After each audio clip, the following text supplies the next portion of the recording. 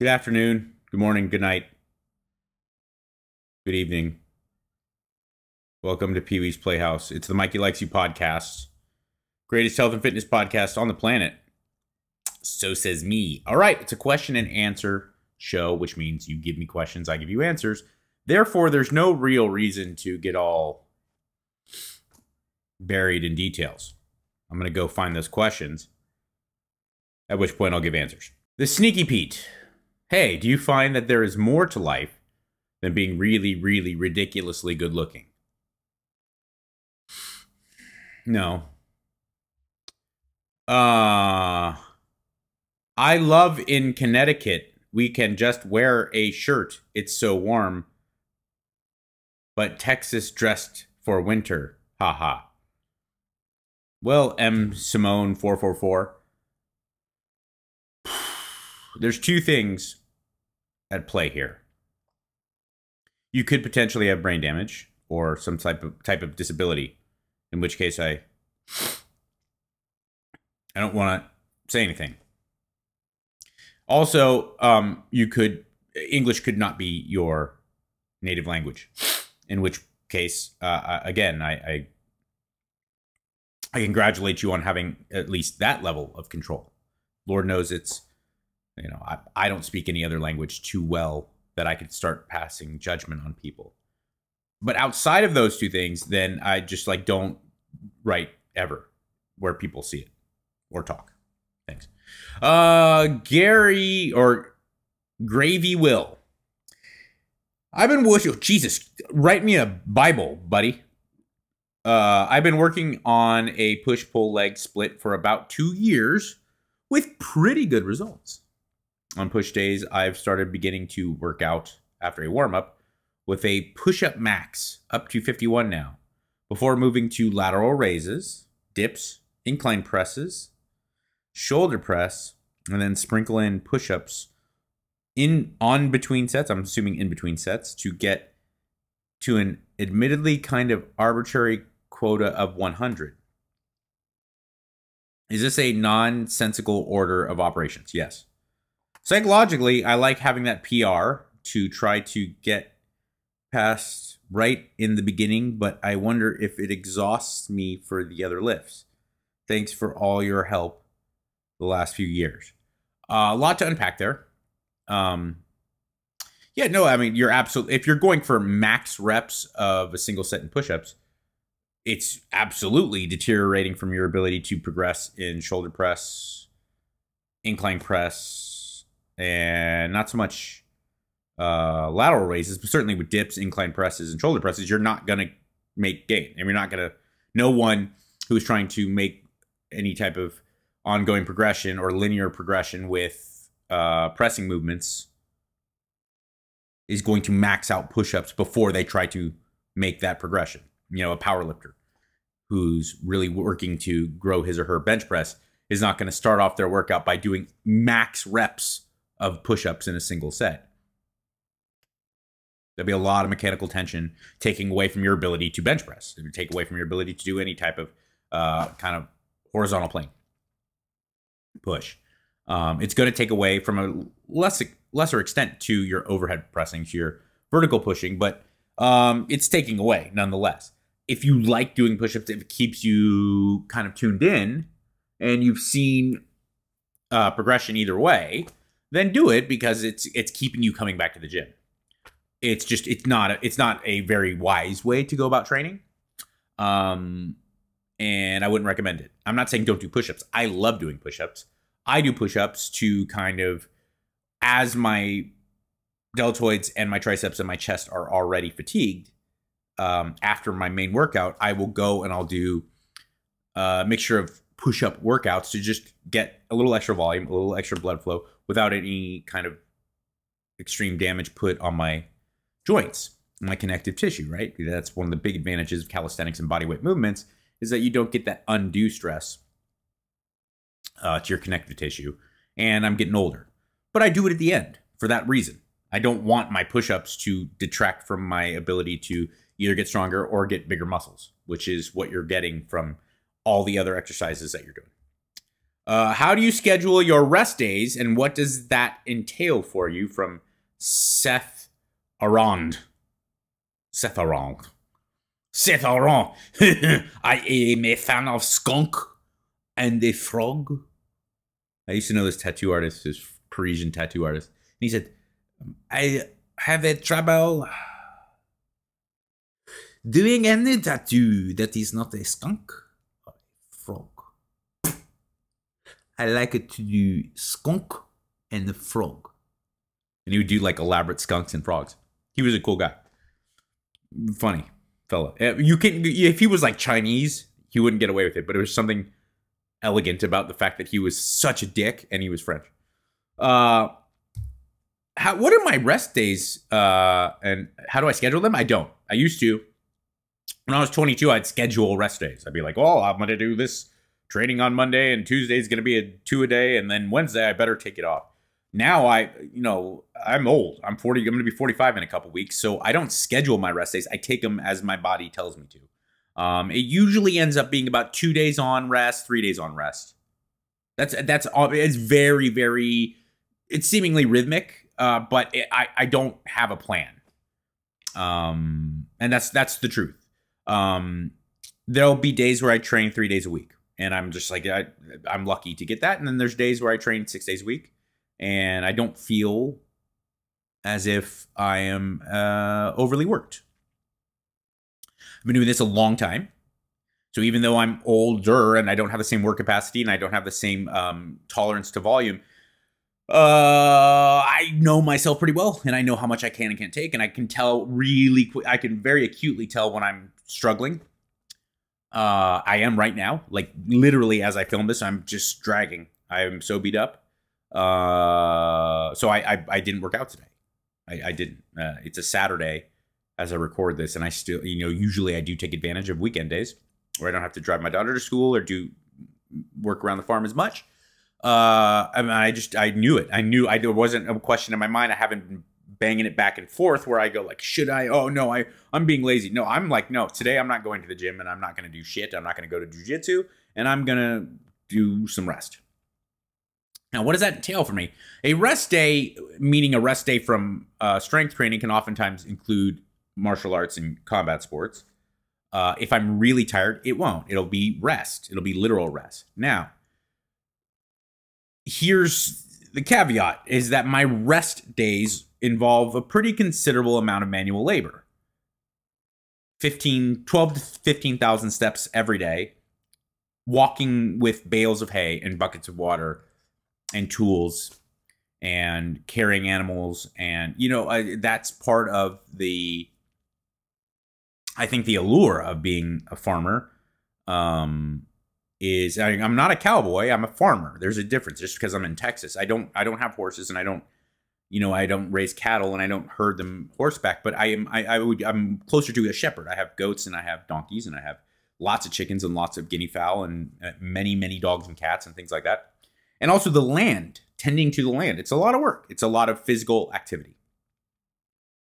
It is not enough physical activity, or it's not kind of so specifically geared towards hypertrophy that I'm getting a workout, but I'm getting enough activity that it could be looked at by many other people as a workout day, a training day.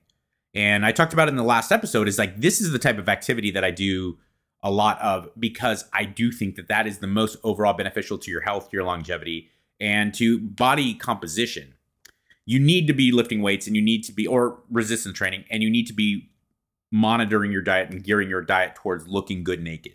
Those are two non-negotiables. If you want to look amazing naked, you have to do those two things. But outside of that, cardio it's vague. The best form I've found is a form of cardio that you don't recognize it as being cardio. And that is going for long walks, hiking, working in the farm, working in your backyard, playing basketball with your buddies, playing basketball with your kids, walking your dogs. And you understand what I'm saying? Lots of low-level activity throughout the day. There's science to show that it's better for your metabolism, and it's also just better for your overall health. So that is what I engage in, and that is what my rest days look like. And I don't schedule them anymore. I play it by ear, and when I can tell that my body needs it, I take them. Chad Foytik, any advice on making the SoCal exit? No, I don't have advice on it. I think that if you're really genuinely struggling to do it, struggling in Southern California, do it, explore it. I'm not one of these people that like left Los Angeles, or you hear it with New York and San Francisco as well. Coastal towns, where I moved to a rural area or to the South or to the Midwest, and then I'm going to shit on urban areas. I love LA. I love Southern California. It's a part of me. It's a part of my culture. I was born and raised there. Unlike most people who move there to make it in Hollywood, I'm from LA, and I love it. And there's been many hard aspects to leaving LA for me, much more so than my daughter and my wife.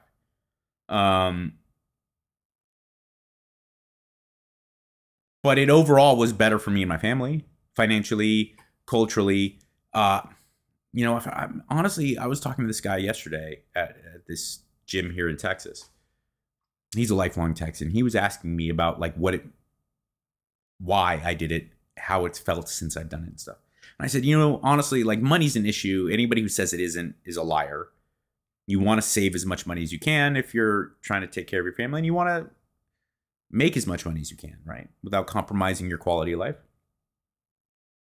But it wasn't the money that it was a factor, but it really wasn't what drove me out here. It wasn't what finally got me to agree to do it. I was tired of people messing with my daughter. And I don't mean like bullying. I mean like the state of California dictating how my daughter should live her life. And I'm like, she's 7. Let's let her be. And they're like, no, you have to do this, you have to do that. And you're going to have to, all these loopholes for her to jump through, all these hoops for her to jump through just to live her life and to be able to be blessed to live in California and go to schools there and do it. And I was like, you know what? Screw this. That was what really motivated me. So if that is your motivator, if you're just doing it because you're like, I can pay less taxes if I move to Tennessee or Nevada, I'm not going to sit here and tell you what you should and shouldn't do. But if you have like some deep spiritual reason where you're like, I can't do this anymore, I think you should seriously do it. One tip I would give you is be like, make sure you have your landing spot sussed out before you pull the plug. Don't just go willy-nilly. It's not like moving apartments. Like moving states, especially if you've lived there your whole life, it could be pretty dicey if you don't investigate your landing spot beforehand.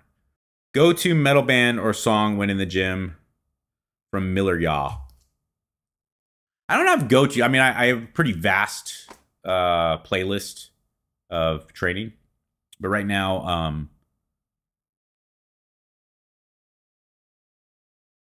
I've been really into grindcore and death metal more so than usual lately. Like classic, a lot of Carcass, early Cannibal Corpse, Death, Suffocation. Like a lot, like really the last couple weeks, that's almost exclusively all the stuff I've been listening to. Like death metal, 90s death metal, and like grindcore and modern grindcore and classic grindcore playlists. So yeah, that's my go-to. But my typical go-tos always, if I'm dragging, Slayer. Slayer is always number one for me. I love Pantera. I have a million bands that I like, really love. But if it's always the fail-safe for me is Slayer. That's in life, in the gym, in my car. If things aren't adding up, it's like, let's go to Slayer. Max is on fire. What are some things you would have never done in your 30s but love to do now? There's nothing. Nothing's changed. I'm not trying to be a dick, but you have to go way farther back than my 30s. So I'm 44. Everything I do now,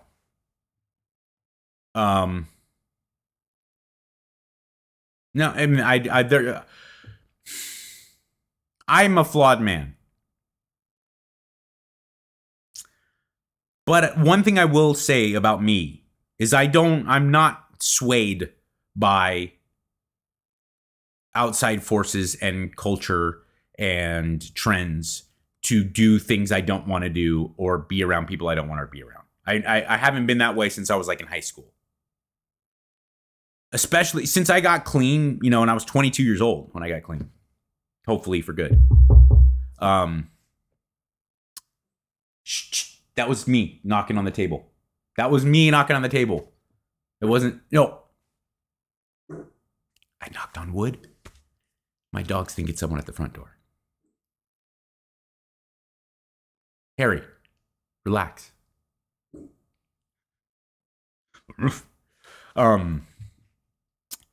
So I didn't do a lot of things in my 30s that I wouldn't do now. Or I haven't started doing things now that I didn't do in my 30s. I've always been like, no, I don't want to do that. That sucks. Like a lot of stuff, including work stuff. The only things I've done that I did in my 30s that I wouldn't do now is stuff like that my wife made me do because we were just married or just started dating. So there was a lot of stuff like that where she's like, we should go to this party. I'd be like, yeah, okay. But I really didn't want to go. And that was a lot, like a lot of stuff. But you do that, right? For relationships. And it's not like I'd probably still do the same amount of crap that I don't want to do because my wife wants to do it. Now, I think my wife has just gotten better at recognizing, a little bit better at recognizing what I don't want to do and what I do want to do. But, she's a woman and I'm a man and I'm like particularly not motivated to go places. I mean, I really don't like, a lot of people like going these places that I don't want to go to. And I suspect that they're still they're being brainwashed into thinking they want to go to and that they really don't want to. But maybe I'm wrong. Maybe people really do love going to bars and clubs and events, parties. I don't want to. I don't want to go to any industry event. Like when I was living in LA, when I first signed with a major agency, they are always like, and then this is our Emmy party, our William Morris Oscar party, dude. You want to go? And I'd be like, no. And then every time I would get invited to award shows, like all the time, Dr. Drew and I used to have fake, but knockdown, drag out brawls because he'd be like, oh, I can't believe you wouldn't go with me to the MTV Movie Awards. I'm like, fuck you. Fuck. That sounds like torture. I had to go to the Oscars, Emmys, Grammys, MTV this, Billboard, and I would do the red carpet because that's how I got a paycheck. But when people started asking me to go to just like I'd enjoy myself, I was always like, are you out of your goddamn mind?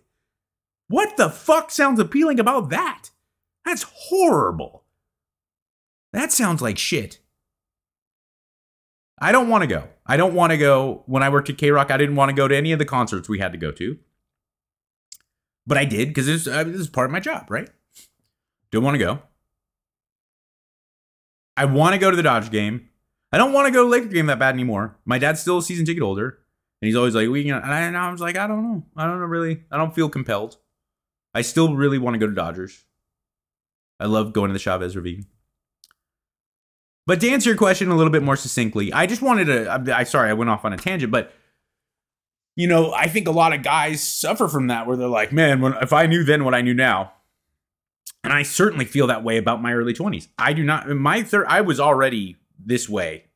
When I was 28, 29, I was like, no, I don't want to go there. Is that going to be impressive to someone? I don't want to go on a date with this girl. I will, because hopefully that will end up with me banging her. So I did that. But I was like, I don't want to do this. And hopefully it's not too bad for you. But is this going to give me leverage for what I do want to do? Then I'll do it. Chris Cross X. Broke up with my girl of 5 years at 30 years old. All I want to do is lift weights and eat steak. Is that normal? No, I'm married for 11 years and I want to lift weights and eat steak. I don't know, man. 30 after a 5-year relationship is a rough go. That sucks. You're probably in a pretty rough position. But you got to ask yourself, if at age 30, the relationship ended after 5 fucking years, well, what's the alternative? Go another year? My point being is like, you're 30, it ended. So you started at 25, now at 30, it's over. You didn't marry the girl or guy. I don't know if you're straight or not, but you know what I'm saying? Like, you didn't decide to get married. So obviously, it wasn't meant to be, dude. Or chick. Crisscrossing. Chris could be anything. It wasn't meant to be. This relationship was not meant to be a long-term thing. And I know it's massively painful. But look at the bright side. You got out of it now instead of 35. Then you'd really be fucked. You know? And I'm not speaking out of my ass here. I got divorced at 28. And it wasn't my decision. And I got married at 25. And it would, the sooner the better, because even at the moment, I wanted to stay married longer. I wish it would have been long. The longer would have been worse. The sooner I got out of that, the better for me, the better for her, the better for all my future mates and ladies, couple fellas, right? But it was better. And it's better for you now at 30 than it would be at 31. And I know it's painful, and I'm not trying to minimize what you're going through, but it's better. So just maybe take this time, like where you're probably making a little bit of a joke where it's like, all I want to do is lift weights. And no, probably you're pretty depressed, and all you want to do is just wallow in your sorrow because that's how painful it can be. I get that. Give yourself that time to do that. But just get back to being the best you can be. Don't write women off or write guys off or, you know, write romance off. Don't get into this all or nothing mentality that I see so many dudes are making. And like chicks can be brutal. I don't know what it's like for a gay fella. But chicks, for straight guys, chicks can be so damaging, and it can make you hurt so much. And chicks, especially really attractive women, young girls, can be so fucking brutal that it makes you just want to give up. I get that. But don't be that guy. There's no women out there worth my time. Shut the fuck up. How much possibly could you be? I mean, 0.00001% of women you've had a chance to experience. And if that hasn't worked out, don't write them all off. The same goes for you ladies, right? But just give yourself the time, take a breath, reset, and get back out there. And I think you will be, in the long run, you will look back on it as I do now, 15 some odd years later. I would have killed to just have like one more month of my original marriage. And then looking back on it, it's like, no, the sooner it could have ended, the better for me and for her. Bro, what is your skincare routine? I'm clueless. I don't have one. I'm assuming you're asking that because you like my skin. A, thank you. B, I wish I could give you, I don't have a skincare routine. When I shower, whatever soap is available to me in the shower, because my wife controls all that. Whatever skincare that's available to me, or to cleansing lotion or bar is nearest me, I put it on my face. And then when I'm done, I rinse it and dry it off. And then after that, occasionally I will put coconut oil on my face. And I mean like once a month.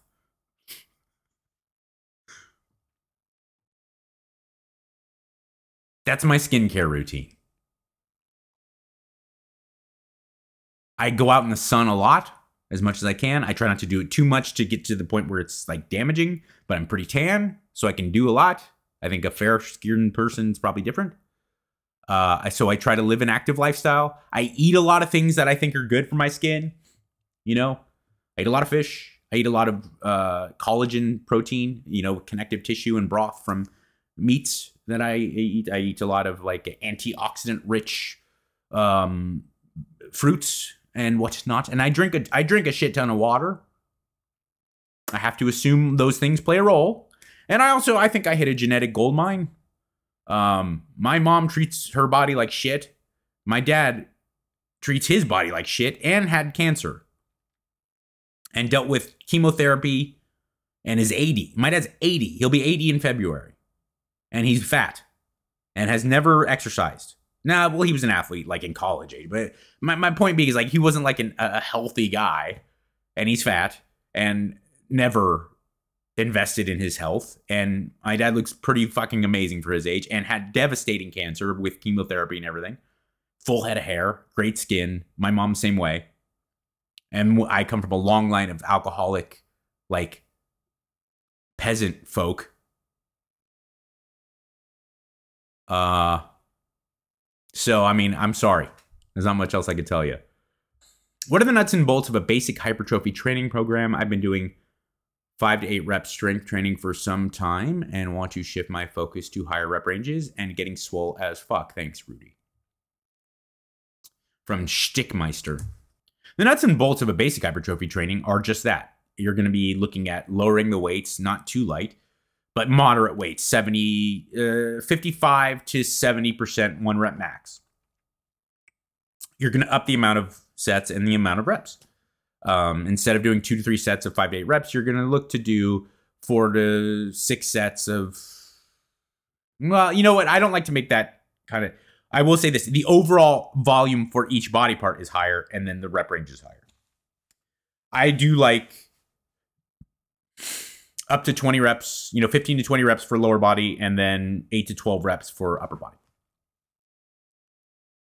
Just by the breakdown of different fast to slow twitch and stuff like that, and then just the manner in which you use your legs in comparison to, you don't walk on your arms ever, and you walk on your legs all day, the live long day, and you've done everything, like stepping in and out of your truck or your car, or you're going up steps and stuff. So anyway, the composition of your legs is a little bit different, and the way the form and function of them is a lot different. Thus, I've seen and I've read of science that shows that a higher rep range is going to be higher, a little bit more beneficial for the lower body. But you want to drop down that weight to about 55 to 70%. There's still going to be linear progression within that, but just the floor and the ceiling of that progression goes down because the rep range goes higher. And then also you're going to have to do more sets. You're going to have to really attack it. You look to bumping things up from traditional strength training. A lot of times that volume can be pretty low, or even if the volume's higher, the rep range is so low that it's not going to give you that same level. Like with hypertrophy training, you're looking to just like that's where you start to get that massive level of soreness that you can't tolerate. It's so insufferably bad. So I would say, look to drop it down to 15 to 70, and then also you can train each body part twice a week, looking to get about 6 to 10 sets per workout for 12 to 20 sets overall each week for each body part. Okay, so it's a lot higher volume. You're going to be doing a lot more work, but subsequently those sets aren't going to be as damaging from every standpoint. When I'm really looking at like higher intensity, not even strength training, but just like higher intensity hypertrophy training, like a Dorian Yates style, I'll do 1 or 2 sets per body part per workout. Sometimes, up it to like 4 to 6. But the 1 or 2 top sets I do per exercise, it's so hard. It's so hard. I'm seeing stars and shit, and I'm having a hard time standing up straight. And that's even for, back and chest, not even get me started with legs. It's so physically demanding, and it takes a lot out of you systemically. But with higher volume training, you can get those sets where you still want to be pushing to failure, or at least flirting with it. But if you're doing 4 or 5 sets, you got to be able to kind of have 1 or 2 reps in reserve. That's the best advice I can give to you. I do like push-pull legs for both strength training and for hypertrophy training. I do like that setup. I would just take more rest days for strength training and train a little bit more frequently for higher volume hypertrophy. Everyone, suck my balls. Secondly, Thank you to Bet Online, to Giorgio, Farza Lucas Sakadis, the Greek Puzo having God himself. Merry Christmas, Happy New Year, Happy Hanukkah, Happy Holidays. Let's get this new year started right in 2024. And thank you to First Attachment. And in this crazy mixed up world that makes you think that nobody cares, remember, I do. Be good.